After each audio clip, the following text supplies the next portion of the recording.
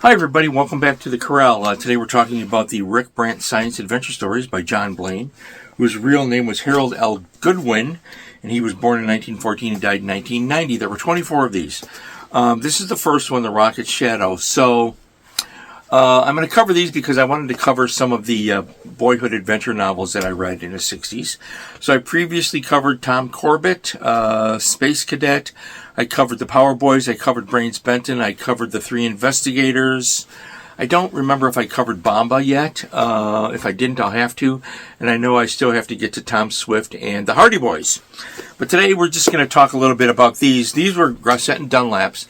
Boy, Grosset and Dunlap. How many times have I mentioned that publisher over the years in this channel? That was a publisher that knew what they were doing. So the first Rick Brant adventure, this appeared in, 47, 48? And the series ended in 68, 24 of them. So here's the setup. Rick Brant and his friend Scotty live on Spindrift Island, and there's always a map on the end papers of Spindrift Island. Rick Brant lives there with his father. He's a scientist, and there's a group of scientists on the island working for the government to do good things. So there's a moral backbone to the stories, as there were for all of the young adult series, Nancy Drew, the Hardy Boys, and all that. They had a moral backbone. There was no ambiguity involved in it.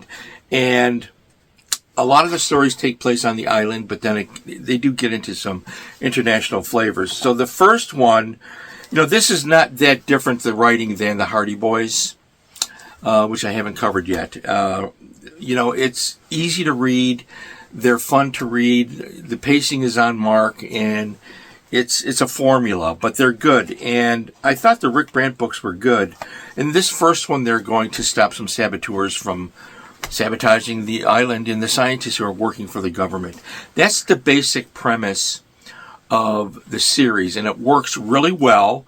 Again, and on the back, you would get the listing of the books.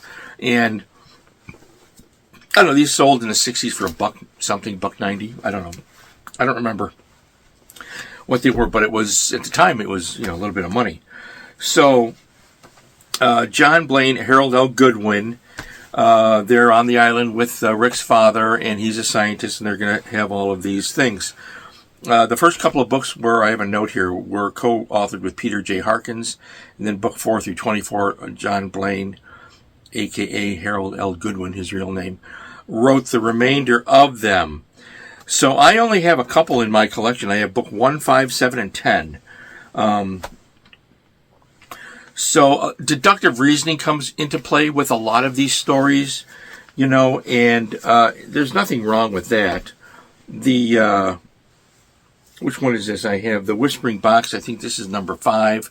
So I don't know. Oh, this is cool because on the back you get the Hardy Boys advertisement, because Grosset and Dunlap, the greatest publisher of that time period, published everything.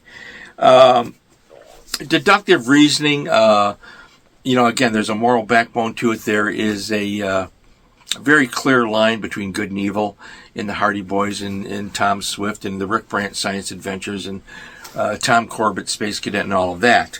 And that's all well and good. Enjoyable material, easy to read. So Rick has his pal Scotty. This one, you can kind of tell, this one, I don't think they ever changed the cover. Unlike the Hardy Boys, the covers were changed later to bring it up to date, and the text was changed later to bring it up to date to the 1960s type of storytelling. For example, I know in the Hardy Boys they would eliminate the word roadster and call it an automobile, just to eliminate the references that would date the story. I don't know if they ever did that with this series. I don't think they did, because on the Whispering Box, you can clearly see the old Rambler, the old Ford Rambler in the background. So, and this would have been early 50s, late 40s, early 50s that this was published. So the Whispering Box was number 5. I have Smuggler's Reef, which is number 7. And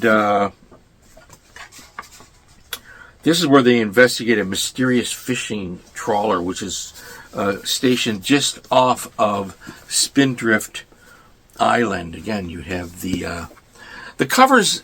You know, Grosset and Dunlap put out covers you wanted to read the book, especially if you're a young boy. You're looking at it like, this is a cool adventure. And we all had our pals. You know, I had my pals, and we were like the Hardy Boys. We were like Rick Brant. You know, we were like solving mysteries and stuff, and reading these books and talking about them. Does that happen today? I don't know. So, really moody covers. I like the Rick Brant series. And then you have number 10 is the Golden Skull, which has one of the best covers. So this is an interesting one too, because, and I'm obviously having scans pop up here. The Golden Skull is one where they go to another country. They go to, the Philippines, with their friend Shada. I'm probably mispronouncing that. Chahda. Shada. Maybe it's Kada. I don't know. There's no vocabulary guide for this in the 60s, nor today. It's probably a Philippine name. So they go to the Philippines. This kind of reminds me of the Hardy Boys, because the Hardy Boys went to exotic locations throughout the United States and other places in their long run. And this only ran 24 books, with fantastic cover. The cover artwork on this, more than any of the others, really resembles the Hardy Boys. So it's kind of cool, and I don't know what the year this would have been, into the 50s. So this was 54, and in 54 the Hardy Boys were big deal going on here. They really were still, and they remained a big deal. I believe the Hardy Boys are still in print.